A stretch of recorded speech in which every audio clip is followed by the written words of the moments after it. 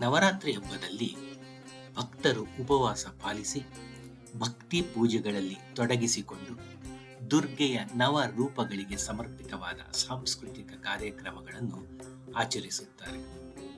ನವದುರ್ಗೆಯ ಪ್ರತಿಯೊಂದು ರೂಪವೂ ವಿಭಿನ್ನ ಶಕ್ತಿ ಮತ್ತು ತತ್ವವನ್ನು ಪ್ರತಿಪಾದಿಸುತ್ತದೆ. ಮೊದಲನೆಯ ದಿನ ಶೈಲಪುತ್ರಿ ಎಂದು ಪೂಜಿಸುವ ದೇವಿಯು ಶುದ್ಧತೆ ಮತ್ತು ಸ್ಥಿರತೆಯ ಸಂಕೇತವಾಗಿದ್ದಾರೆ.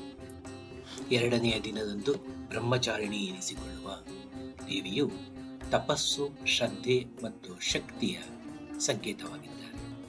ಮೂರನೆಯ ದಿನದ ಚಂದ್ರಘಂಟಾ ದೇವಿಯು ಧೈರ್ಯ, ಶಾಂತಿ ಮತ್ತು ಸಮತೋಲನದ ಸಂಕೇತವಾಗಿದ್ದರೆ, ನಾಲ್ಕನೆಯ ದಿನದ ಕೂಷ್ಮಾಂಡ ದೇವಿಯು ಸೃಷ್ಟಿಯ ಶಕ್ತಿಯನ್ನು ಬಿಂಬಿಸುತ್ತದೆ. ಸ್ಕಂದ ಮಾತೆಯಾಗಿ ತಾಯಿತನದ ಕರುಣೆ, ಕಾತ್ಯಾಯಿನಿಯಾಗಿ ವಿವಾಹದ ಪ್ರೀತಿ, ಕಾಲರಾತ್ರಿಯಾಗಿ ಅಜ್ಞಾನದ ನಾಶ ಅಥವಾ ಭಯದ ನಾಶ, ಹಾಗೂ ಮಹಾಗೌರಿಯಾಗಿ ಶಾಂತಿ, ಕ್ಷಮೆ ಮತ್ತು ಪರಿಶುದ್ಧತೆಯ ಸಂಕೇತವನ್ನು ಬಿಂಬಿಸುತ್ತದೆ. ಒಂಬತ್ತನೆಯ ದಿನದ ಸಿದ್ಧಿದಾತ್ರಿಯು ಸಿದ್ಧಿ, ಜ್ಞಾನ, ಆಧ್ಯಾತ್ಮಿಕ ಸಾಧನೆಯನ್ನು ಪ್ರತಿಬಿಂಬಿಸಿ ಪ್ರತಿಯೊಂದು ದಿನವೂ ಭಕ್ತರನ್ನು ಶುದ್ಧತೆ, ಜ್ಞಾನ ಹಾಗೂ ಸಾಧನೆಯೆಡೆಗೆ ಪ್ರೇರೇಪಿಸುತ್ತದೆ.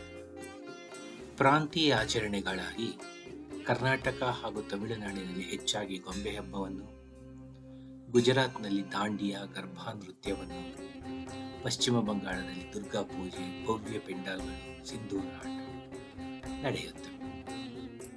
ಈ ನವರಾತ್ರಿ ನವದುರ್ಗೆಯರು ನಮ್ಮ ಮನಸ್ಸಿನ ಕತ್ತಲನ್ನು ಕಳೆದು ಬೆಳಕಿನ ಸಾಧನೆಯೆಡೆಗೆ ಮುನ್ನುಗ್ಗುವಂತೆ ಆಶೀರ್ವದಿಸಲಿ.